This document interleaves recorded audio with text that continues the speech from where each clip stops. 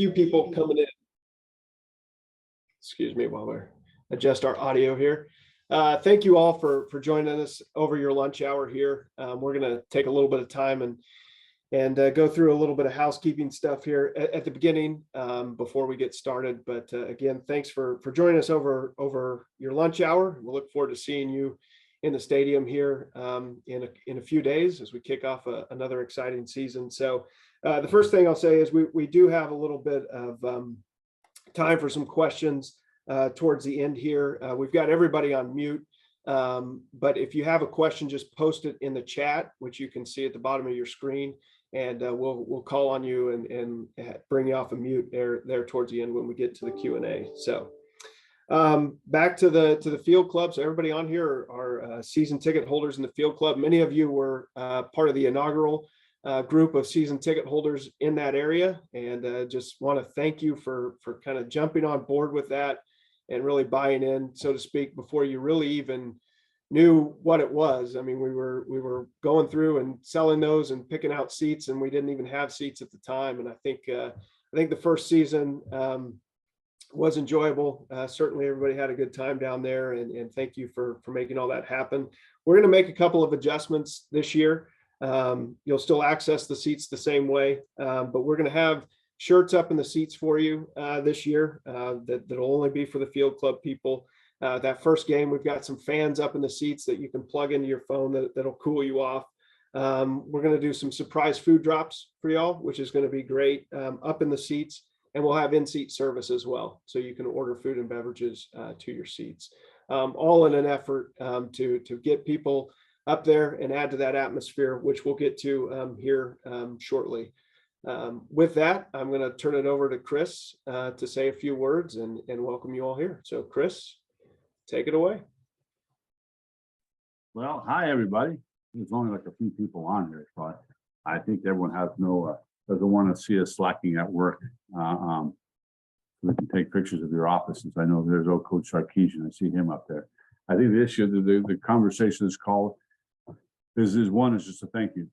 Thank you all so much for supporting our program. The South End Zone project was such a meaningful project for us, and to give Coach Sarkisian all the tools necessary to recruit what I think is one of the finest recruiting classes in the country last year, and he addressed so many needs. And this year, you see what he's doing. Facilities matter, and you guys made a big part of that. Part of the conversation today is also looking at not only do facilities matter, but atmosphere in the stadium matters.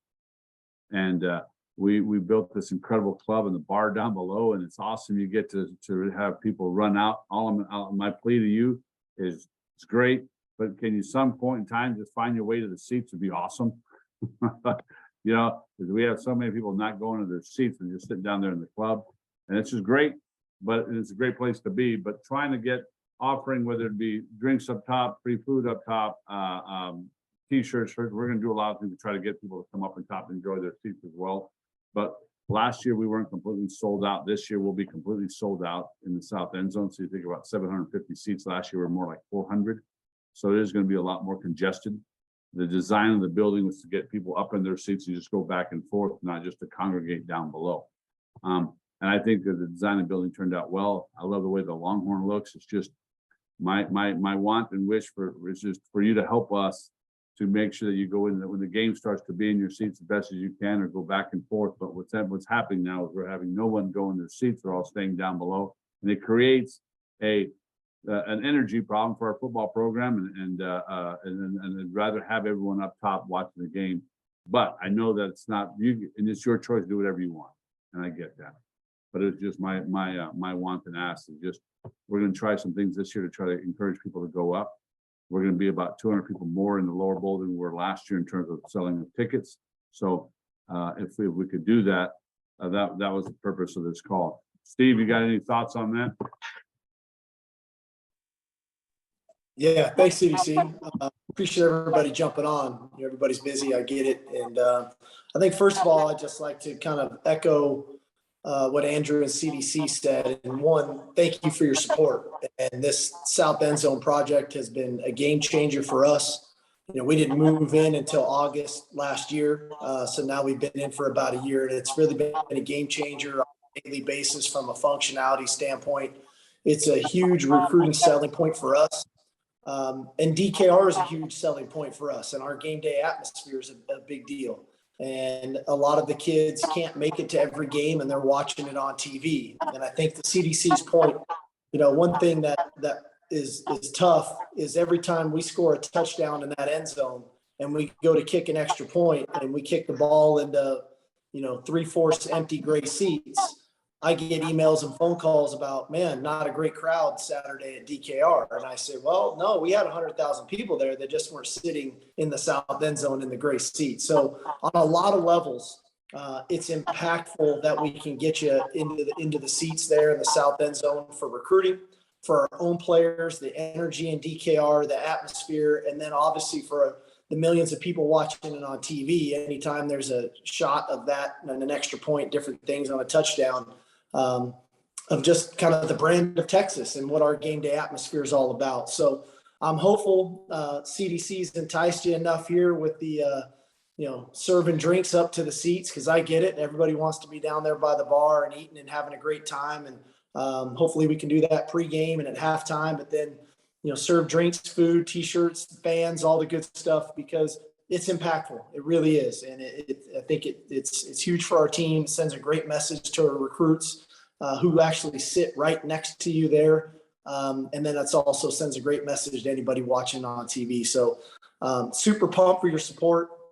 Super pumped for Saturday night. It's going to be a great kickoff to the season, and looking forward to, 7 awesome home games, and looking forward to seeing everybody there. Thanks, Coach, and thanks for your time here today. We have Coach till about 12:30 when he's got to run to a team meeting. So we'll get into it here. Chris, did you? I saw you came off mute there. Did you have anything you want to add? I mean, I was going to say the floor is anyone that wants to ask Coach a question or me a question, have at it. Right. So again, post it in the chat. We've got one from Terry French right now. And I think this is more for Chris. How about scoreboard access on the north end? Yeah, the issues of the scoreboard, looking how we do that. Part of that is I got a corridor view to put it way up top. To put it way above on top, there's a corridor view we have to go get an exception for on that location. And then the wind load. So when we built the south end zone, we weren't looking at joining the Southeastern Conference at that time. So we're now trying to figure out, where do I put it? Do I take out seats in the north end zone and put it in there? Do we go up top? So that's on the end. We're also working with the governor's office to get an exemption on the corridor reprieve, because it's right in the window on the corridor if we go above the stadium. So it's been a very interesting. Yeah, this is easy to go do, and then all of a sudden you find it's not easy to go do. The idea of seeing the Capitol in the corridor, how that view is pretty interesting, and how the size of it would be for us to put it up in the wind load. So there's options we're looking at as we speak. One of the things is, do I take the lower bowl right where the where the Hall of Fame is down there, and then just take out a section of that and put it right in there. When you're there today, you'll see where it says the All-State when they kick the field goals. There's a place to put it in there, but we're in hot pursuit of doing that. Thanks for that question, Terry. Dave Roberts, I'm going to have you come off of mute if you don't mind, and we'll ask your question. I'm not sure I totally understand that, but I know it's about guests getting down to the field level. So yeah, when we thank you for allowing me to ask, but when game to game, I have guests in our suite boxes, and I also have seats in the field level below. So there's some instances where we can go down and they want to go see Bevo. They want to be at the field level and then go back up and sit in the seats for the game. But it's inconsistent from game to game. Sometimes I have guests that are rudely not allowed to go down to field access, and sometimes there's nobody ever stops them. So what is the policy on that? Are we able to go up and down as needed to go down? If I have a guest in our suite box that wants to go down and see Bevo, I'm imagining we have that access, or do we? You do not, unfortunately. You have to have, in order to get on the field, you have to have a field club. If you're in the legacy and other suites, you don't have access. And so it's just been inconsistent. That's on our part. Our team last year was very inconsistent, Dave. So it's only for field club level. If you have field club level seats, you can go down there. If you have legacy, you cannot go down there. It's not meant to be that way. but it was inconsistent, and I do apologize. That was never the design of it. We don't have, our fire marshal loses the damn, it's a mess. So the issues were before, you were never to go from legacy and take your group down or vice versa with, hey, here's your, if you want to give them tickets and exchange, I know it's a pain in the ass, but it was never meant to be that way. And if you had an inconsistency game experience, I'll address that with the staff, and they should be a hell of a lot more nicer and say, I'm sorry, your legacy seats upstairs. This is for field club only access. And we have a real problem because it was going back and forth. And then we also have a fire marshal issue. So that was never the intent. Is there a place that they can go to meet to exchange those tickets so that, they could change in halves or whatever? You could probably go right, down below outside in the concourse, between the legacy and the down below, there's a place you can exchange those for sure. Okay, thank you. That would explain. I figured it out when y'all were bringing this up. That's probably why it's been inconsistent. Yeah, and I do apologize for that. I employ 2,000 game day temporary workers, and the consistency of that is always interesting. Yes. In fact, it got so low last year that we're busing in people from Houston and Dallas and paying them $20 an hour just to ride a bus to get here, because there's no workers in Austin that can get to to work events. It's been a Believe very me, we trying understand. time. Yep. I get it. So I apologize. Thank you. Thank you, David. Next question, Patrick Tucker asked if we can leave DKR at halftime and then return to DKR. And I believe we do only for the Texas X's tailgate on that one. So there's no pass out. So part of that pass out, guys, I get it, but I'm also selling beer in the stadium now. And beer in the stadium creates a liability if I get pass out. Because you can go outside, throw down a solid bottle of tequila, come back in, hang out for 2 quarters, get in a car accident, you're going to say it was me. So part of our insurance and part of how we do the process in and out is based on how we run the ability to sell alcohol in the stadium. You guys got that? Understand that? Coach, we have a question for you from Terry as well here. It says, defense was a challenge last year. Besides the culture change you referred to, what changes will we see in philosophy and performance sorry, defensively? Well, good question. I think the one is with the change in philosophy, hopefully we see the change in performance, right? I mean, that's ideally as a coach, but I think philosophically, defensively, we want to be more of an attacking, aggressive style defense. One, you have to have the ability to stop the run, which I think we did a good job of the majority of the ball games we played in. And then we had lapses late in the games for a variety of reasons. So we need to have a little better consistency in stopping the run. Two, we got to have tighter coverage. We have to minimize the easy completions, the easy throws to make quarterbacks uncomfortable. The third piece to that is generating the pass rush. So I think those two things go hand in hand, right? When you can play tighter coverage, that allows the pass rush to get home, which should lend itself to the third thing, which is playing better third down defense. We had an inability to get off the field defensively at some critical moments last season that we need to improve upon. There were some good things that we did. Our red zone defense was fantastic. I don't want that to change. We forced a lot of field goals, created turnovers, which is big. People are going to move the ball. It's college football. They're going to move the ball. Getting third down stops and getting stops in the red zone are critical to our success. So, again, we try to find the positives, then we try to build on those, and then we try to find things that we need to improve upon so that we can be more of a complete defense. And so you got to be able to stop the run. You got to be able to play tighter coverage to where there's not just the free completions and the quarterback gets in rhythm, and you have to affect the quarterback to where he gets uncomfortable, and then we have to have an ability to get off the field defensively. All that being said,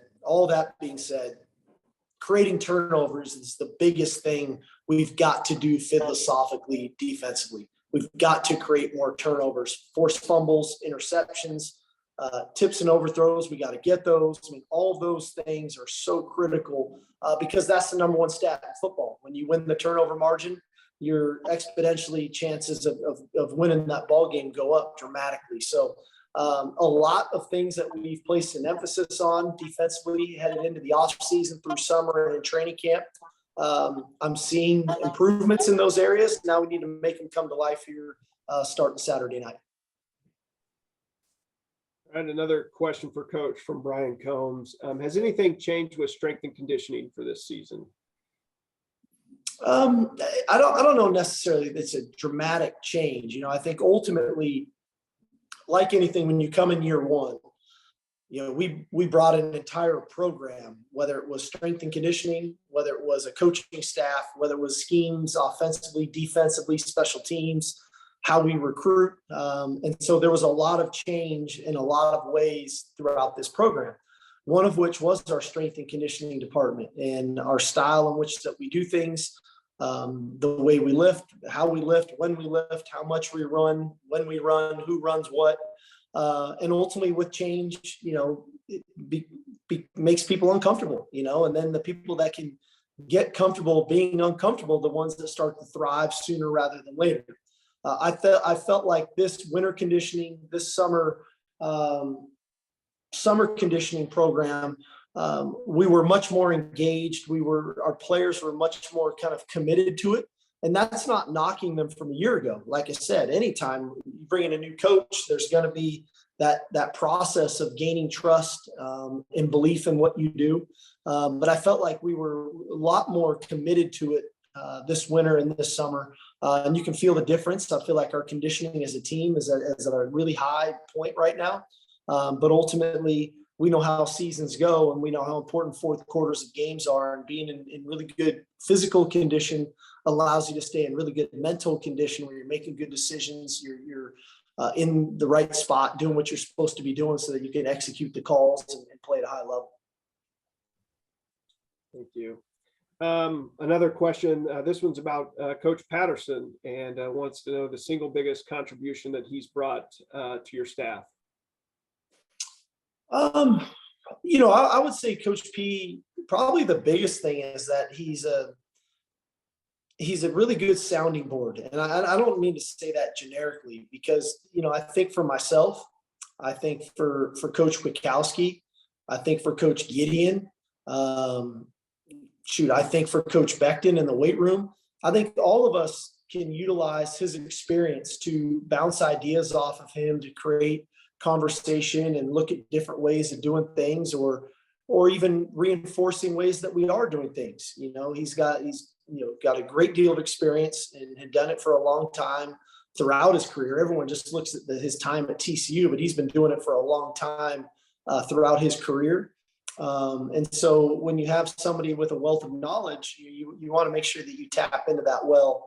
And I think that a lot of us have done that. And so I think that's probably the single most thing is that, him being a sounding board, him creating some dialogue, good and bad. And then, all right, what we are doing is the right thing to be doing in his opinion, or, here is a different way of doing it. And maybe that's something that we can adjust.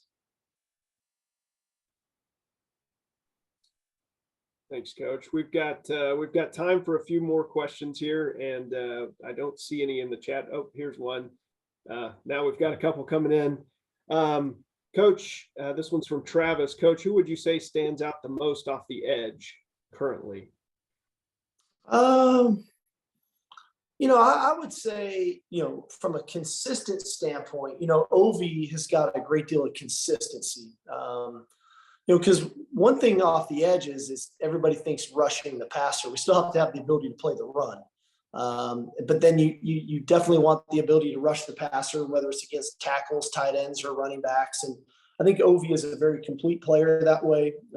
He's got a great deal of maturity. He understands schemes. He's worked on his craft all off season long. So I'm excited to see him. But we've got a lot of other people in those spots that I'm excited to see. But I would say probably one of our strengths is our ability to rush the passer from the interior as well. And that's the beauty of it is that you can collapse the pocket from the inside, but also, get the quarterback off his spot coming off the edge, and all those things tie together with the coverage. But I like what Ovi's brought. I like some of the new faces that we have. I like some of the adjustments we've done with creating opportunities for linebackers to come off the edge. So I think the staff has done a nice job working with the players putting in the time, and we're starting to see some of the results. Thank you. Chris LaRue had a question about when the field club opens. The field club opens 2 hours prior to kickoff. So we'll open at 5 o'clock on Saturday.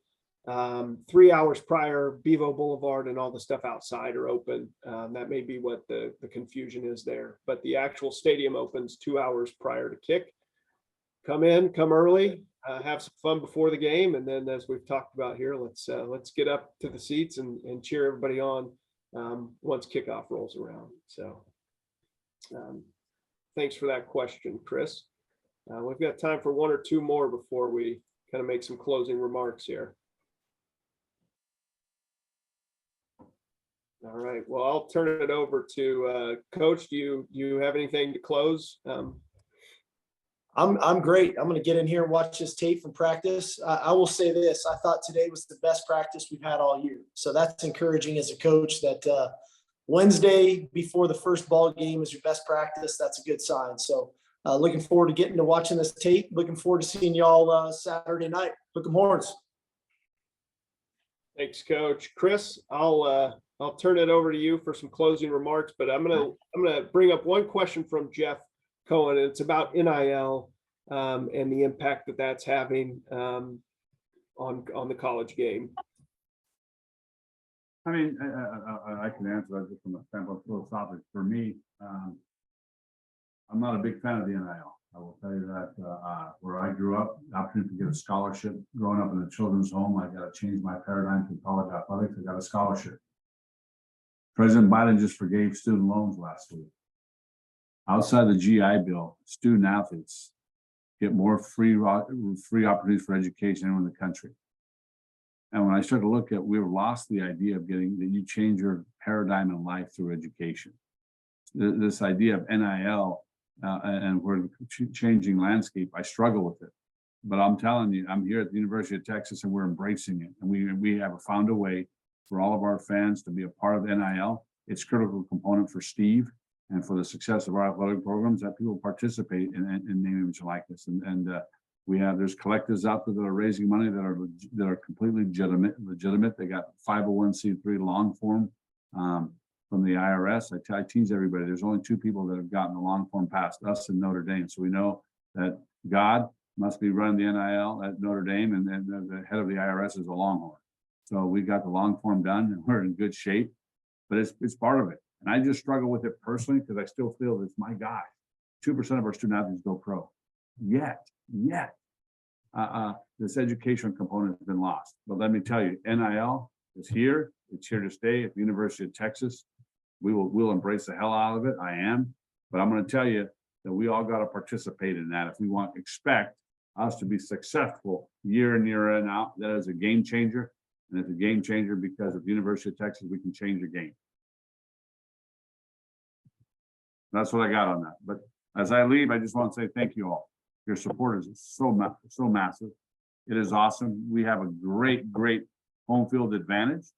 We get just a chance to find the great seats, get up there, sneak up there for a little while. We'll have some giveaways, some food, some cocktails, things we're gonna do differently. But we just need everyone to be there to rock out the place, to have a great time. It's gonna be exciting a year. I'm pumped for that. But I tell everyone the last thing on the FCC is we don't know when we're going to move, but I'm currently divorced, living with my ex-wife, dating my new girlfriend. That's how this is working right now. You get that? I'm divorced. We're working through alimony and what that's going to look like. Yet I'm dating my new girlfriend. It's a pain in the rear end. So I think everyone wants us out sooner than later. We're working through it, but we just got to get through that. So timing of it will be, we're just still on schedule, as we'll say. We good there? Everyone understand the analogy? Everyone understand the pickle I put ourselves in? All right, appreciate you. Welcome. Thank you, Chris. Thank you, Coach. Just to close out, again, thank you all on game day. When you're there in your seats, Brett Bell, who you all know, he's on this call. I'm sure you've all met him before, is our point person in the field club. So you have any questions or concerns, please check in with him. And again, look for those special in-seat surprises at every game this season. We look forward to seeing you, and hook 'em horns. Thanks y'all for your time.